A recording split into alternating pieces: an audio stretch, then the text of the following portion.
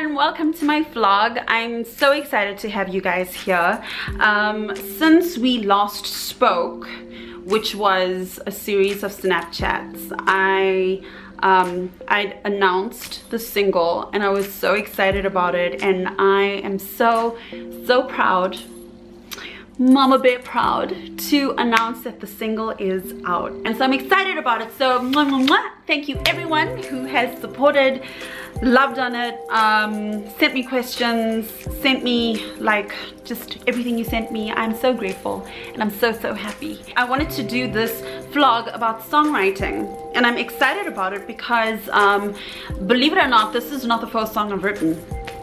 It's not going to be the last one I've written. I've got like a whole future ahead of me where I'm going to be writing about these exciting ideas. And I wanted to talk to you guys today about songwriting. Okay, so should you start with the lyrics or with the music? Now this is a big one, and I can identify with both because I've done it both ways. Again, there's no right or wrong to this answer. Each comes with its pros and its cons. It's about understanding the pros and the cons and then figuring out which cons you're willing to live with. That's what this all comes down to. So I've done it both ways. I've been writing since the age of 11, and I can tell you that I used to just write lyrics. And then I got a bit more creative and I started writing my lyrics to melodies. There's lots of you that are just, you know, you're lyric writers, and that's what you do. And so you're writing these lyrics, and some of you may or may not be writing it to music, and you don't know if this is a right thing or a wrong thing. And some of you are writing your lyrics, and you're writing your lyrics with a very specific melody in mind. Is this a good thing or a bad thing? And you don't know. Adapt that, understand it, dive into it deeper, figure out who in the world is doing what you're doing. I did it for the longest time. Let me tell you, Major Pro, it taught me melodies, man. The biggest strength that I got when I picked up the music is I could immediately start thinking melodies, and it was awesome and it was quick and I could respond to it. But that's because I spent so much of my life writing lyrics and coming up with melodies. When I did it the other way around, writing lyrics to music, wow, boy oh boy, I needed to like step up and like work quick. I needed to work fast. Here's what I want to say to people who, you know, maybe thinking about it, maybe you haven't tried. Who do you approach? You go onto youtube.com and you start looking for tracks, start looking for music, and then you start practicing writing to that music.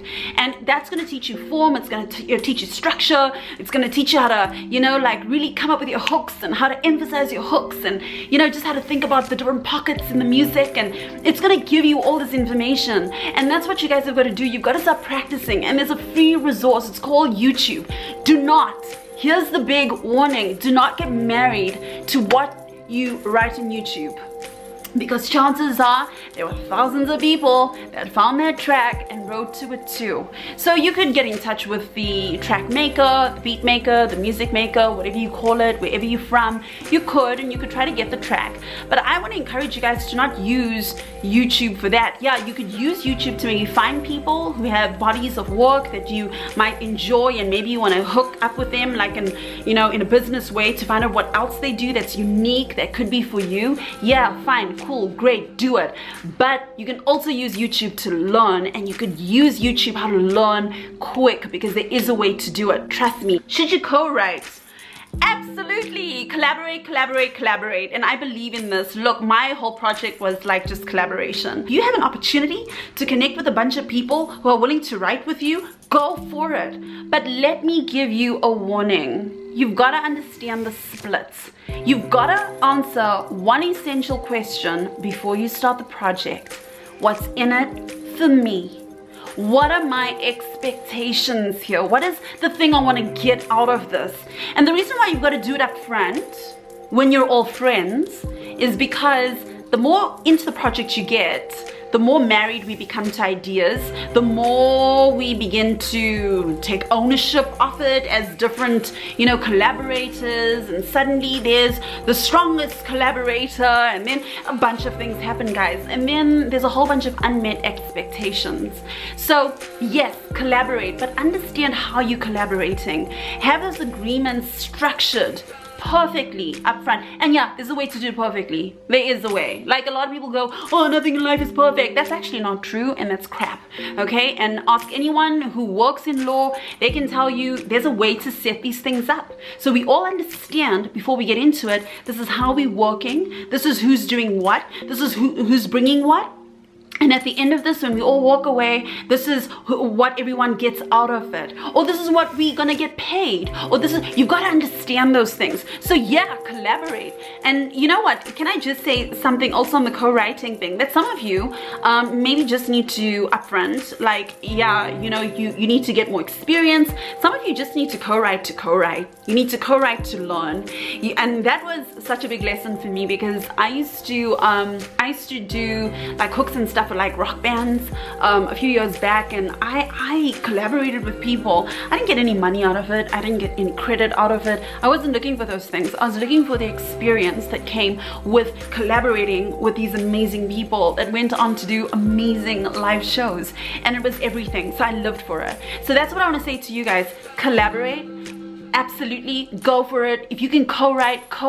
It's a beautiful experience. It's amazing. Don't get too attached to your ideas. Be open-minded. There's like a world of people that could give you a world of information, and you also have the opportunity to impact someone else with your ideas and your creativity. Go for it. It's amazing. How do I know if my song is good? You don't. You don't. Okay, I love everything that I do, and I love everything that I create, and I think I love every decision that I make. Okay, I'm not gonna be objective about myself, because it's myself, and I've got to choose to believe that everything that I set my hands to do, and every thought that I set out to think about, like, I've got to choose to believe it's the best version of me. You're not objective enough about yourself. Accept it. But how do you know what you have is good? Okay, so you do two things.